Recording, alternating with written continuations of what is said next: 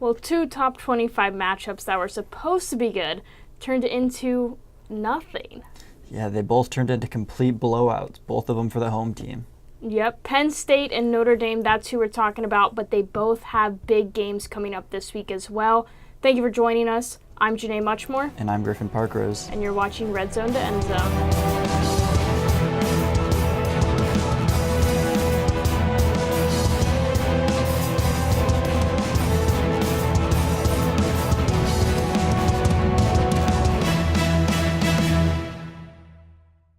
Not only is this a potential Big 12 championship elimination game, but it's also a battle between two top 5 offenses. Yeah, this has the opportunity to be one of the most high-scoring games this entire weekend, or it could be like some of the other matchups we've seen in recent history where two high-powered offenses play each other and nothing comes of it, and defense ends up winning the game.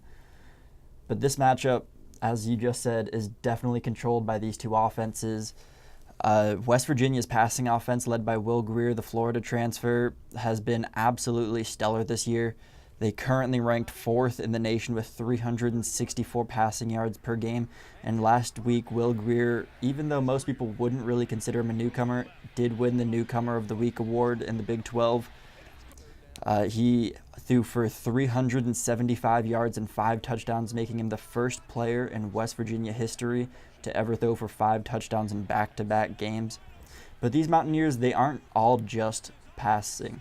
They can run the ball, they do have a fairly effective rushing offense, and they also have a pretty good defense. For a team that scores as much as they do, and every time you score you have to give the ball back to the opponents, they only allow 29 points, which is pretty good for a team that's has such a high-powered offense. If you look at some of the other teams, especially in the Big 12, their defense is right up there towards the top.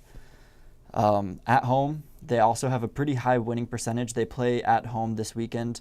They win a little over 64% of their games. Defense hasn't been their strong suit at all in their history. But now if you take everything Griffin just said for West Virginia, you get Oklahoma State just slightly better. Defense has come in clutch for the Cowboys. Forget the average yards allowed per game, and let's talk about last week alone. These Cowboys effectively corralled their cattle, limiting the Longhorns to 283 total yards with only 42 rushing yards. They were up 13-10 in overtime with Texas on the 6-yard line, and you've got to limit it to a field goal to get a chance at winning this game. And what do? Oklahoma State says nah as Ramon Richards snags an interception in the end zone to seal the deal as he takes a peaceful little victory lap. Sam Ehlinger must have forgotten what color his team was wearing that day. You were orange, Ehlinger. And then let's talk about Mason Rudolph, the quarterback. He is on fire. He averages 387 passing yards per game. That's absurd. And with an additional 200 rushing yards, this is the best offense in the nation at 585 yards per game. But it certainly wasn't a defensive issue last week. Offense is what they need to put the work on going into this week after they only passed for 282 yards. But I'll let Griffin take over from here on the weaknesses. Yeah, they'll also really need to improve on those third down conversions. Last week, they were only 5 of 18 on third down, which is their worst performance this entire season. Normally on third down, they're around 50%, which is, I believe, 9th in the country, right up there with the top teams. But last week, for some reason, Texas just had their number on third down and seemingly only third down. It'll be really interesting to see this West Virginia defense. Definitely not as strong as that Texas defense, not quite as athletic, but they do have some tricks up their sleeve. They have some pretty athletic players on that side of the ball as well. They'll definitely need, third down will definitely be a key down for this Oklahoma State team as they try and get another win and really, round out their overall resume and hopefully, maybe even make a bid for the Big 12 championship. Another key weakness for this Oklahoma State team is they did lose to the only ranked opponent they have faced all year in TCU. They definitely were bit by the turnover bug that week. They had 3 interceptions and lost a fumble on the game, which is, once again, a pretty major when you're facing a top high-quality opponent. TCU has the best defense in the Big 12. They're not going to be facing a TCU caliber defense this week. but it is still something to look at when you're talking about facing up against another high-quality opponent. Will they cave under the pressure like they did when it came to TCU, or will they rise to the challenge and be able to excel in all the areas that they've been able to excel in throughout the rest of the season so far? They also, as you said earlier, they barely squeaked by Texas. Sam Ehlinger, he was just trying to throw the ball away, it seemed, and only used half of his strength. I'm not entirely sure what happened on that last play. But take away that last play, and Texas was in a position to either win or at least tie the game and send it into double overtime. That one, simple mistake really cost Texas the entire game. But when you play a top 25 team like that, you can't make those small mistakes or they become fatal mistakes. For sure. Let's go back to last week. A win is a win, but West Virginia had an ugly one last week after the defense finally came alive in the last 17 seconds to successfully stop a 2-point conversion that would have sent the game into overtime. And it was against Baylor, who was and may still be on their way towards a defeated season.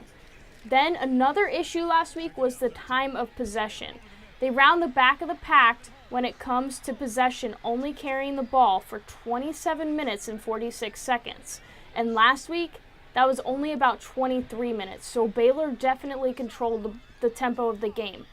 And defense, as we mentioned earlier, West Virginia has never historically been a defensive school, and neither has the Big 12.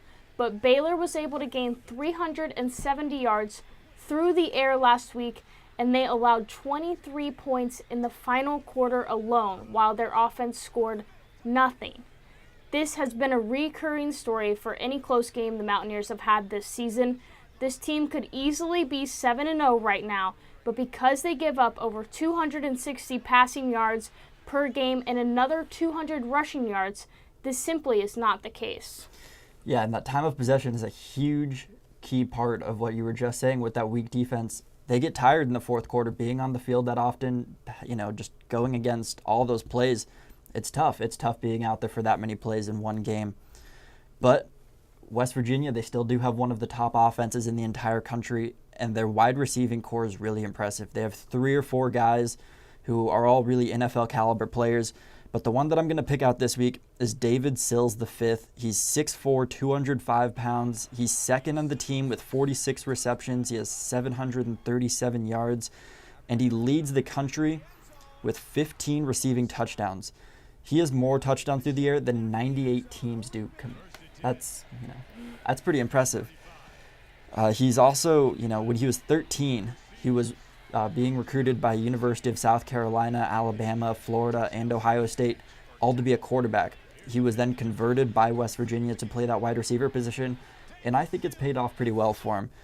He's one of the top receivers in all of college football this year, and it'll be really interesting to see if this Oklahoma State defense really has any answer for him. Well, hold your horses, Griffin, because I have a wide receiver as my key player for Oklahoma State, James Washington. He does not mess around. He's now a huge name in college football, but he used to be a big tennis star in high school. Luckily, the Cowboys took a chance on him 4 years ago, and now they have one of the best receivers in college football, and he's got 914 receiving yards this season at just 38 carries, and if you do the math, that comes out to an average of 24 yards per reception. Get beat by him, and he's going all the way. Yeah, that's definitely something. Both of these secondaries are going to be in a lot of trouble if they aren't able to step it up and have a great game plan for these two passing attacks. So who do you like? For me, I think Oklahoma State, they just have slightly more rounded edges on defense. I think they actually have the possibility of maybe stopping West Virginia a couple drives. I think this game could be really interesting, and I think it could be an abnormally low-scoring affair. That tends to happen when two high-powered offenses go at it. For some reason, the defenses tend to come out on top. I think it might still be high scoring, but I also am going to pick Oklahoma State here. I just don't think West Virginia has the defensive power to stop the Cowboys. And I always preach good defense, good defense. Oklahoma State has that in this case. That's all we have this week, but don't forget to tune in next week and go ahead and subscribe to our channel or watch some of the other videos we have for matchups this week. I'm Janae Muchmore. And I'm Griffin Parkrose. Have a great college football weekend, guys.